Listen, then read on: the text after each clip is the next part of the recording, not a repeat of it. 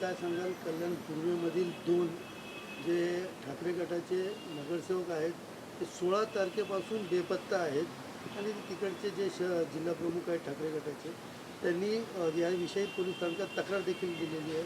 त्यांचा आरोप आहे की दोन जे नगरसेवक आहेत तुमच्या संपर्कात असल्याचा आरोप आहे. बघा, आमचे कालच आम्ही कोकण भवनामध्ये आमच्या गटाची स्थापना केली.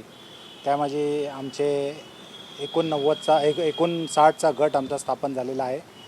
आणि तसं बघितलं तर आता जर आमच्या युतीचं गणित बघितलं तर 59 आणि भाजप 50 असे जर मिळाले तर आमचा क्लीन स्वीप असा महापौर असं बसणार आहे. आणि त्या आमच्या शिवसेनेकडे दोन्ही जे एस टीचे जे कॅन्डिडेट आहे ते आरक्षण जे एस टीचं पडलेलं आहे, त्यामुळे एस टीचे दोन्ही कॅन्डिडेट आमच्याकडे असल्यामुळे महापौर निश्चितपणे आमचा होणार आहे. त्यामुळे आम्हाला कोणाची घ्यायची किंवा कोणाला डांबून ठेवायची काही गरज पण नाही.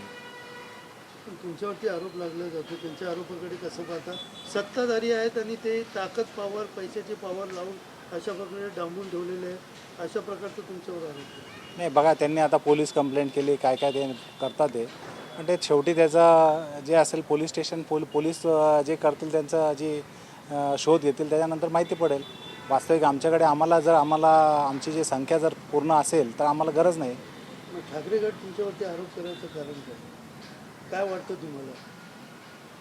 आम्हाला काय वाटतं, आमचा महापौर आता बसणार आहे विदाऊट ठाकरे गटाचे जे दोन उमेदवार आहेत त्यांना सोडून बसणार आहे. त्यामुळे आम्हाला काय असं ते कोण काय आरोप करतं त्याच्यावर आम्हाला काही ते तथ्य वाटत नाही. त्यामुळे आम्ही काय कोणाकडे लक्ष देत नाही. ही त्यांची स्टंटबाजी मानली जाते. हां, असं असू शकतं. आता आपला गट स्थापन झालेला आहे, गटनेता देखील झालेला आहे. महापौर पदासाठी नेमकं 2 नावं आपल्याकडे आहेत. त्या दोन्ही नावापैकी सगळ्यात जास्त चर्चा कोणाची आहे आणि कधीपर्यंत आपण महापौर बसवण्याचे येतो? आमच्याकडे दोन्ही जे एस टीचे कॅन्डिडेट आहे, मग ते हर्षला थविल असेल किंवा किरण भांगले असेल, हे दोघंही कॅन्डिडेट आमचे दोघंही शिकलेले सवरलेले कॅन्डिडेट आहे. किरण भांगले इंजिनियर आहे आणि हर्षला थविल ही ॲडव्होकेट आहे. हर्षला थविलला ती दुसरी टर्म आहे आणि किरण भांगले नवीन टर्म असल्यामुळे मला वाटतं दोघांपैकी कोणाला जरी दिलं तरी शेवटी पक्षाचाच महापौर होणार आहे.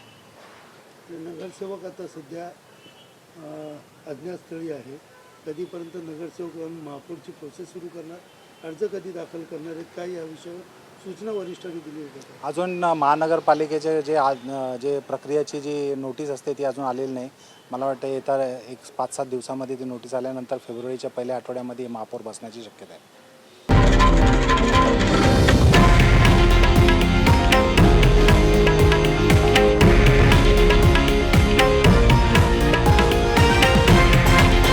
हे आहे देशातील नंबर 1 न्यूज नेटवर्क आणि आपण पाहत आहात TV9 मराठी, एकमेव.